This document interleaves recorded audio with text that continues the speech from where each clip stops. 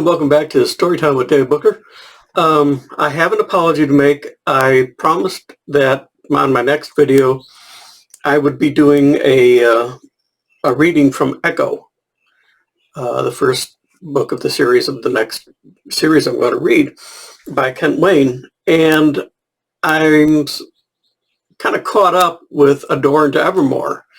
When we last left, John Doe had just signed a contract, and it was with this gunnery master sergeant, Chris Atria.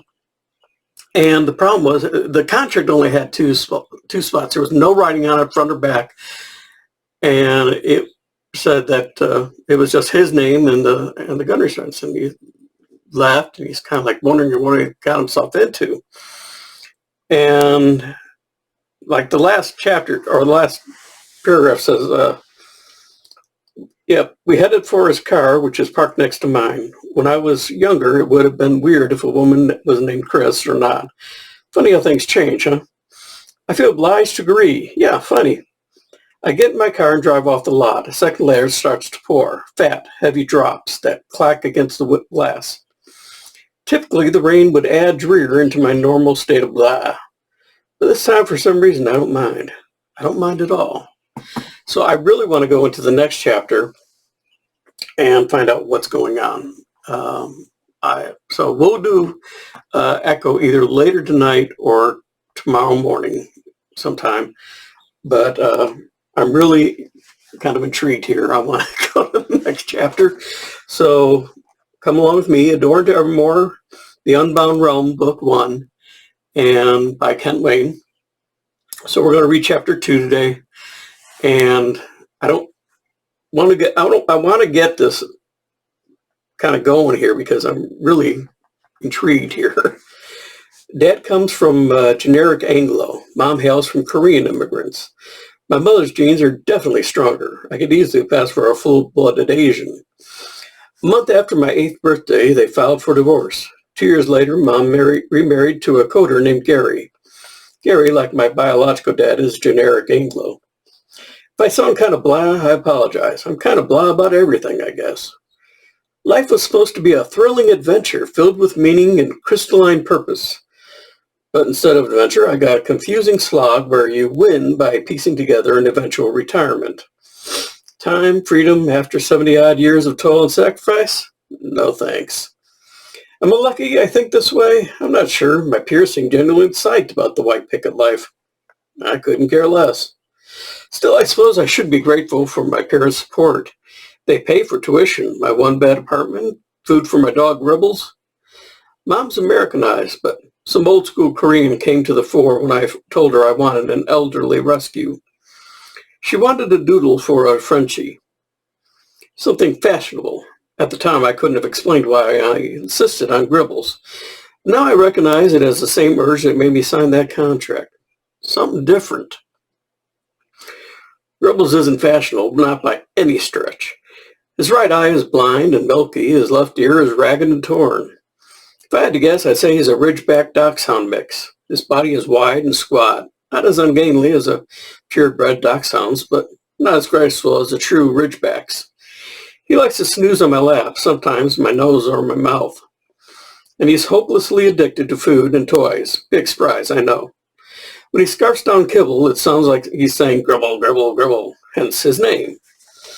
Speak of the devil, as I open the door, Gribbles walls up, tail wagging. Hey, Goofus, I hunker down and scratch his sides. Miss me? His wagging intensifies, his black paws lift off the floor, thumping the ground in an alternating time. Yeah, I scratched his ears, chuckling at his enthusiasm. Yeah, you did.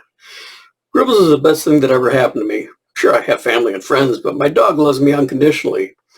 And to experience unconditional love in a conditional world, well, gives me hope for something greater than money and likes and Twitter verification badges. Want a treat? Predictably, a T-word flips a switch in his brain. He circles in place with manic excitement.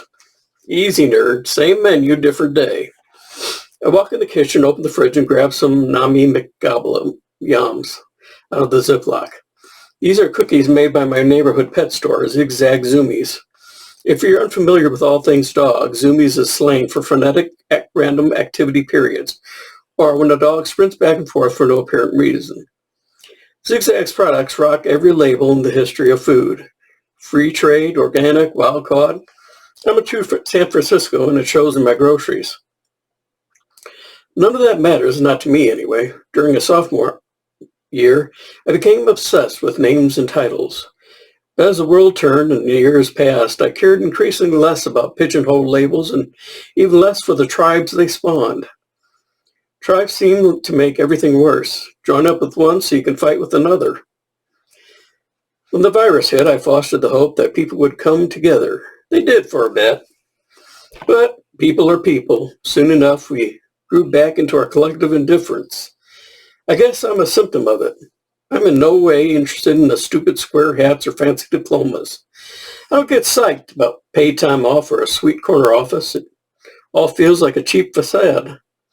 An excuse to rejoin an empty status symbols. Gribbles is the only one I know who seems truly content. He honestly enjoys his fur-bound life. Sometimes I wonder, is he wise or ignorant? If I could limit my perception to his little doggy brain, I would choose to do so. If it meant I'm being happy.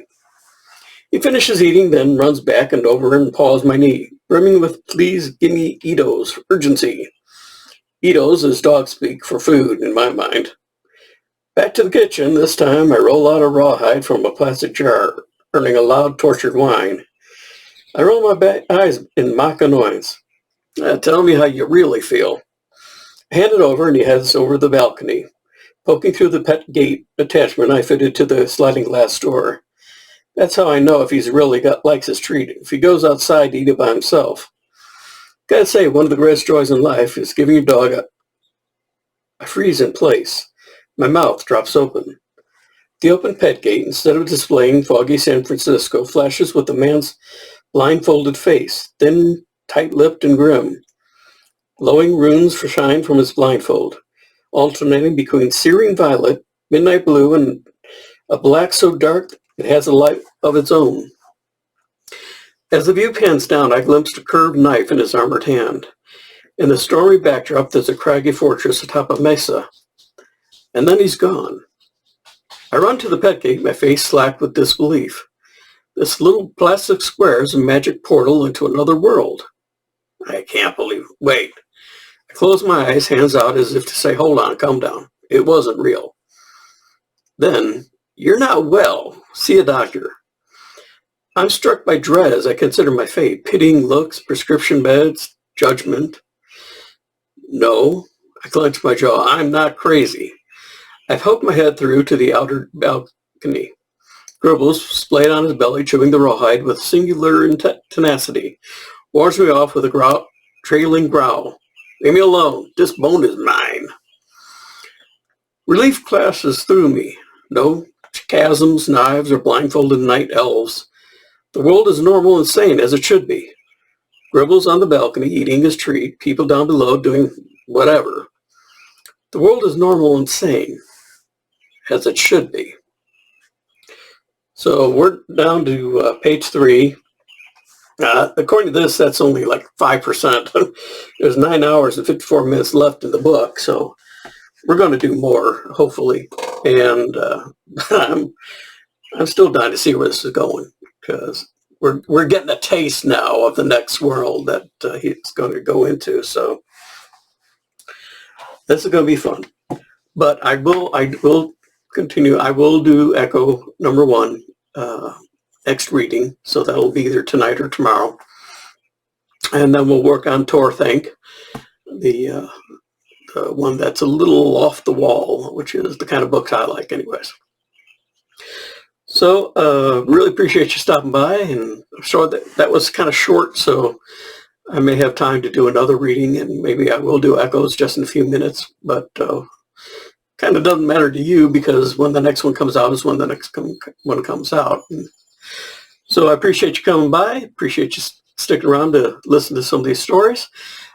Kent Wayne's books are all on Amazon, as I said before, and he has a wide variety of different types of books, and we'll get to the different types, and day or two or later today.